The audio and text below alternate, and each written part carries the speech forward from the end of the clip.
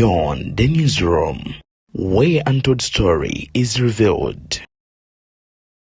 Ku BTN Media Beyond the newsroom mkutu sema kutusa ensonga zisemasonga. Gino Muhoozi kainero gaba avuddeyo na tweetinga ku bana NUP abagenzi maaso n'okubeera nga bakwatibwa olunaku olw'eggulo.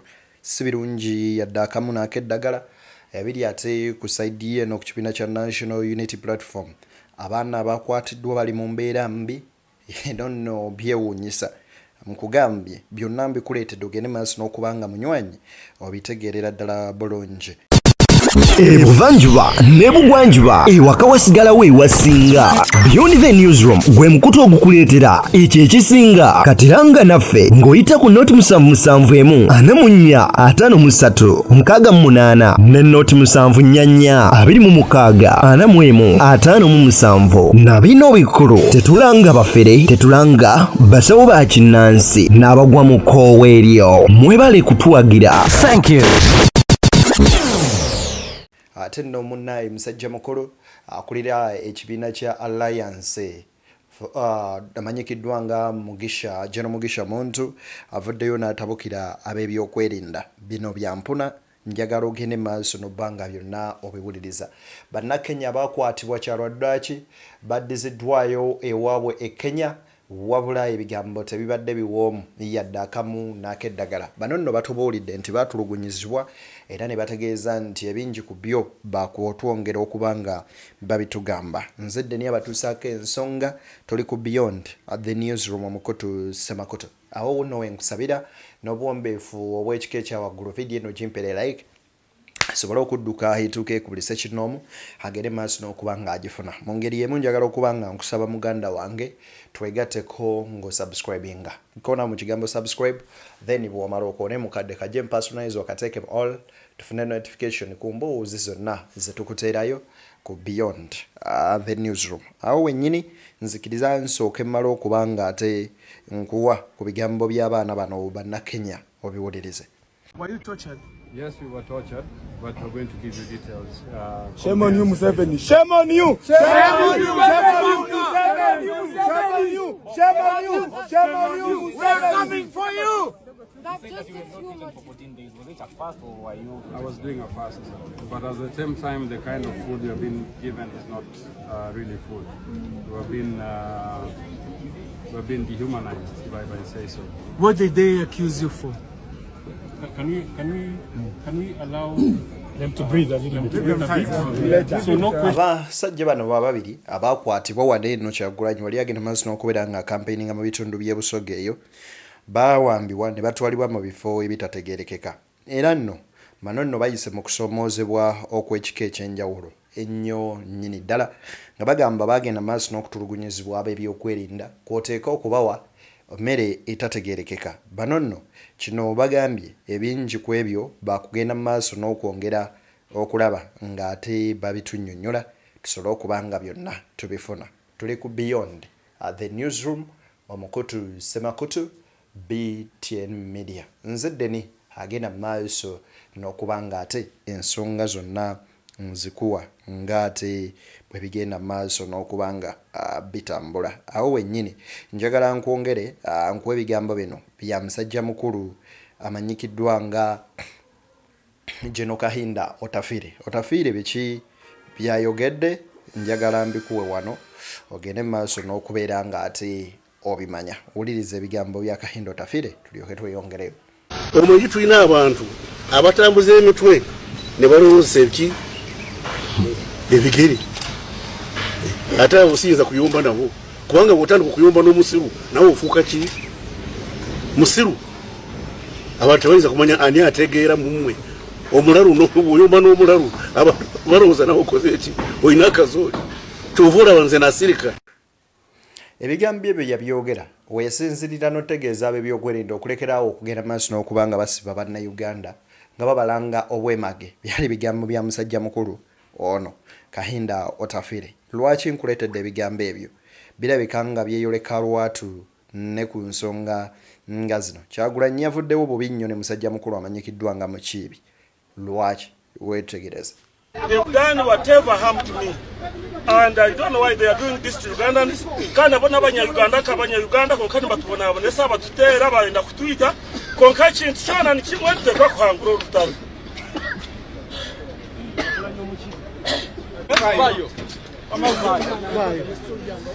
Yes, you let. Can't imagine what they're making you do, my brother. The evil things they're making you do. A young man like that, you're making him ashamed of the police. A young boy like that is young enough to be my son. Look what you're making him do.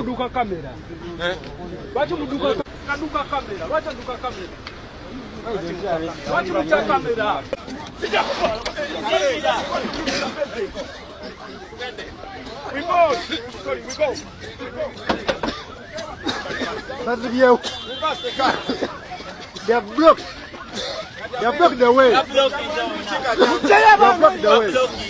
Nga sinnabakuwa video ya Muhoozi njagala nsooke nkwe ku butambi buno tubugoberere mpola mpola ogende maaso n'okubanga ate ensonga oziraba. Eno y'embeera abaana bano gye balimu munda mu makomera eyo gye bagenze maaso n'okubasibira. Kankwe katambi kano.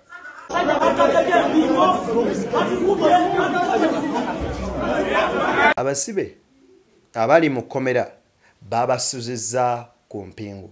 Ekintu nno ekyewuunyisa oba ekibi ennyo nnyini ddala nga ne mu mateeka mwanattu tekiriiyo ate era nga tekikkirizibwa. Wabula njagala nsooke nkuwone katambi kano wuliriza. The DPC and OCCID of Churhura police station told me that you are not allowed to get any information from these people because we have the instructions from President Museveni that whoever comes here trying to follow up with these people should be also arrested.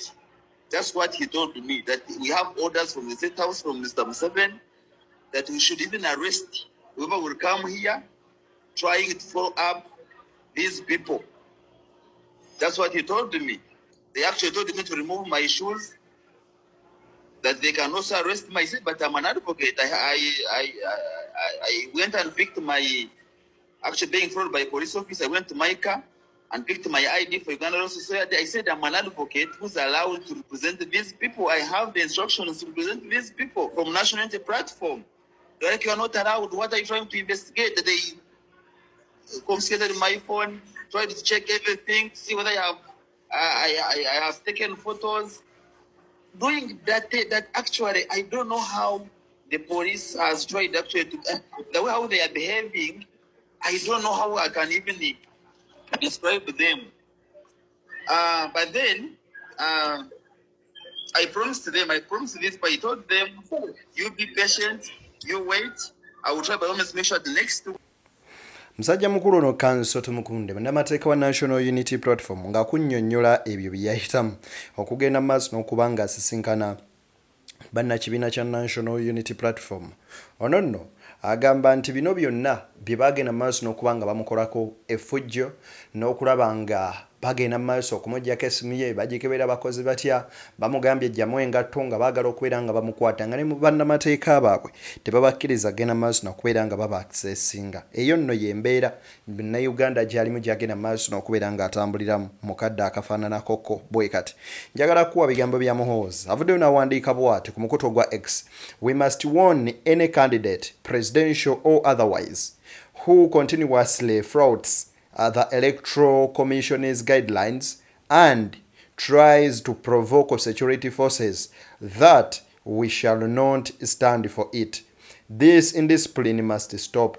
The security of the country will not be compromised merely because a particular candidate is campaigning. It doesn't work like that.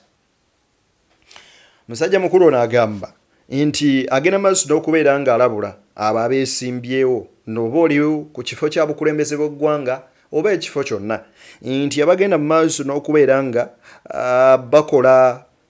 bagenda mu maaso n'okubeera nga bayisaamu agengege mu biragiro by'akakiiko k'ebyokulonda mbu nga bagenda mu maaso n'okubeera nga basusonkereza n'ab'ebyokwerinda bo si bakugenda mu maaso na kubeera nga bagumiikiriza ebikolwa ebiringa bino wabula kye bagenda okugenda mu maaso n'okuba nga bakola kwe kulaba ng'abantu baneeno babakolako ng'ate bo bwe bayinza oba nga bwe basobola kale nno kyewuunyisa era nga kya buswavu okulaba nga ebikolwa bino bibadde nga bijja nga bikolebwa ku bannansi nga mpaawo n'omu ayinza genda maaso na kubeera nga ate oba oli awagamba ku bantu baneena abayita ab'ebyokwerinda kaba kaseera kakusoomoozebwa nno nnyo nnyini ddala kakati gino Mugisha muntu avuddeyo n'agenda maaso n'okubeera nga awandiika omugo gw'ebbankaluwa n'aguweereza banywanyi be n'abagamba nti mwenna ab'ebyokwerinda ebyo bye mukola bikyamu era ebbaluwa Mugisha muntu gy'awandiise banywanyi gye njagala ogenda mu maaso n'okuba nga ate mbasomera ku kadde kano kennyini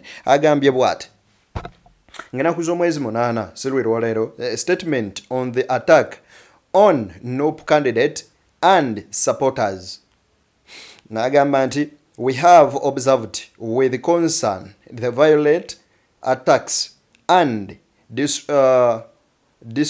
disruption of the campaigns of Honorable Kyagulanyi, literally in Lilida, Kiruhula, and Imbarara, among others. Nagamba bw'ati, this behavior of the state and the police is highly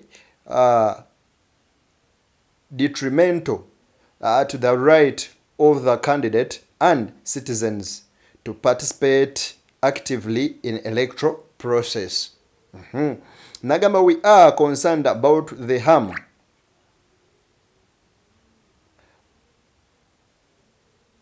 occasioned to individuals and the growing threats to life. Then Mugisha Monto agamba bw'ati, the disgusting humiliation and undressing of women during arrest is a strong indictment to the NRM government. Those women in the current political leadership should condemn this barbaric treatment of fellow women. Nagamba atya Mugisha Muntu. The Electoral Commission should be seen to act. This is your process. It is your mandate to ensure candidates are protected and facilitated to meet Ugandans. The continued use of unidentified armed groups to harass Ugandans should stop now. Otherwise, we warn that this is a recipe for chaos and instability.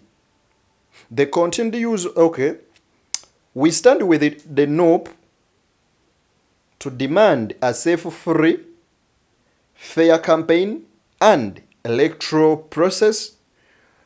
We continue to demand for unconditional release of all those that have been grabbed and kidnapped by the regime.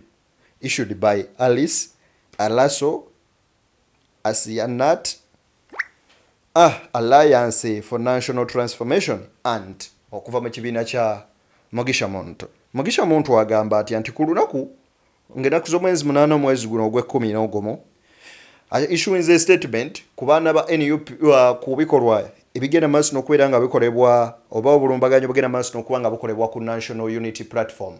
Era wano wasinziridde n'agenda maaso n'okubeera nga ategeeza akakiiko k'ebyokulonda kaveeyo kabeeko kye kakola bunnambiro nnyo nnyini ddala ku bikolwa binene eby'effujjo bibagenda maaso n'okubeera nga bikolebwa ab'ebyokwerinda obubinja bw'abantu ab'ebyokwerinda ababeera nga tebambadde na uniform nga beebisse zi masks. Era n'ategeeza nti twetaaga grounds eziri free and fair, buli omu afuneyo obwenkanya. Ono n'agamba nti mu kiwandiiko kino asaba ab'ebyokwerinda oba ebitongole by'ebyokwerinda ebikutte abantu bano bagende maaso n'okubeera nga bateebwa bunnambiro ate abantu bano bonna basobole okubeera nga bafuna eddembe lyabwe nga bannayuganda. Bigambo bibadde bya musajja mukulu oba bya kibiina ekya Alliance oba ekimanyikiddwako obulungi nga ANT, Alliance for National Transformation, ekya musajja mukulu General Mugisha Muntu. ebyo nno mba mbitadde ku mabbali. Police efulumizza ebbaluwa yaayo ng'eyogera ku nsonga zino era statement gyefulumizza egamba bweti statement on a crackdown of election violence. The campaign trail for presidential candidate has largely remained peaceful. However, as previously communicated, a few individuals have persistently provoked police and engaged in acts of violence against officers. These acts include damaging police vehicles, assaulting personnel, causing public disorder, and the inconsiderate use of public roads. The Uganda Police Force has made clear to such candidate is unacceptable and will have consequences. 2. In Busia district, supporter traveling in a NOP convoy assaulted an officer. Resulting in a case filed at Busia CPS under CRB 1038/2025 3 on October 3rd, 2025, during NOP campaign event in Mayuge district, an officer was attacked, sustained serious injuries, and his phone is stolen. This incident was registered under Mayuge. On October 8th, during a rally at Bikoma Primary School in Chankwanzi, NOP supporter assaulted a detective. Constable police intervened to rescue him, but the remaining suspect managed to disappear within the crowd before a case of assault was opened. Ngenaku z'omwezi 22 ogw'ekkumi in Kisiita Town Council Kakumiro, the windshield of a police vehicle was managed. Additionally, on October 28th, in transit from Lira City to Albatong district, police officer moving behind the NOP presidential candidate convoy were attacked. Their vehicle tires were punctured, property stolen. Nibagamba nti the following day, October 29th, in Abim district, a group of NOP candidate bodyguards assaulted Edibu Emmanuel, who was later hospitalized. On 5th November, in Kiruhura district, they assaulted a journalist working with Tayari Television. Today, 9th, it should be emphasized that not all campaign participants engage in such conduct. Many behave respectively and lawfully. Police action is directed at those who, by choice, repeatedly confront officers and incite violence. 10th. Today, November 7th, that was yesterday, several arrests have been made in Imbarara district, targeting individuals with criminal records, including assaulting officers, destroying government property, and those that obstructed officers on duty were also arrested. 11th. The police remain steadfast in their commitment to safeguarding all candidates, but will not tolerate criminality or disorder. Candidates are cautioned against engaging in violence, and any individual choosing this path will be held personally accountable. All political actors are urged to conduct themselves civilly, respect legal frameworks, and maintain peace throughout the campaign period, and follow campaign guidelines as issued by the regulatory stakeholders.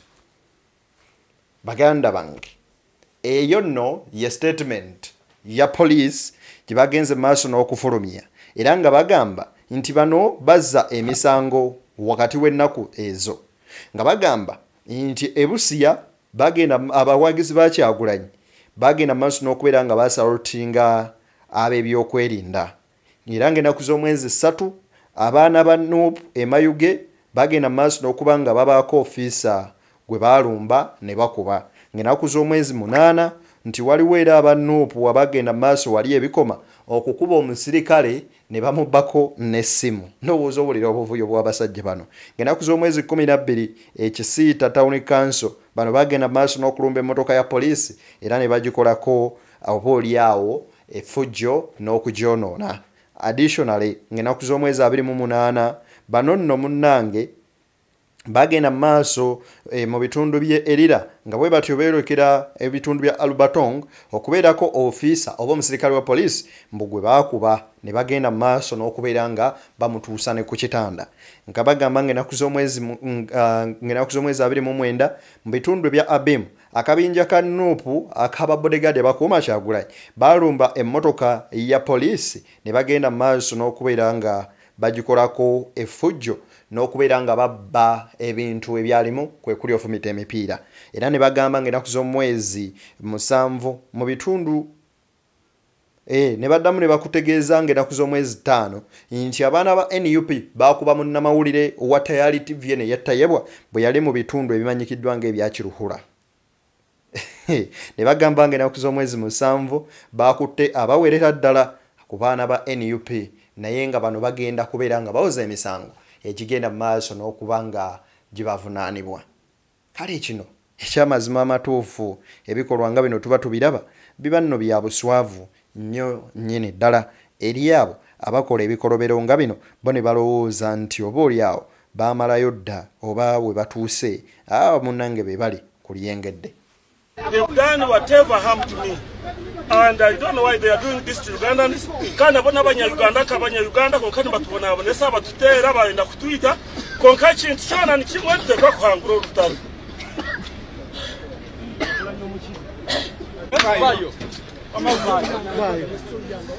Yes, you let. Imagine what they're making you do, my brother. The evil things they're making you do. A young man like that, you're making him ashamed of the police. A young boy like that is young enough to be my son. Look what you're making him do. We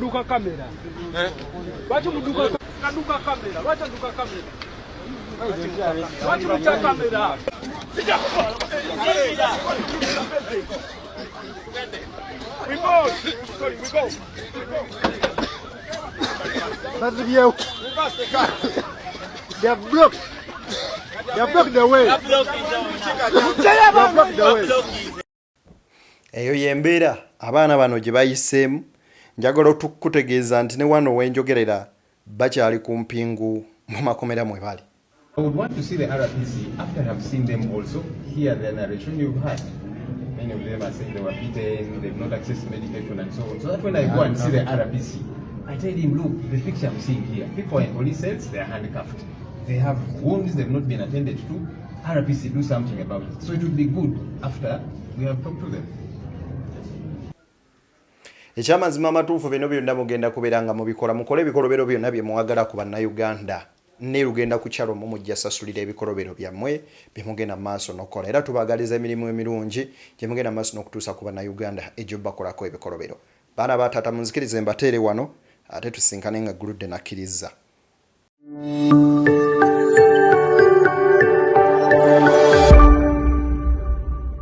Beyond the newsroom. where untold story is revealed.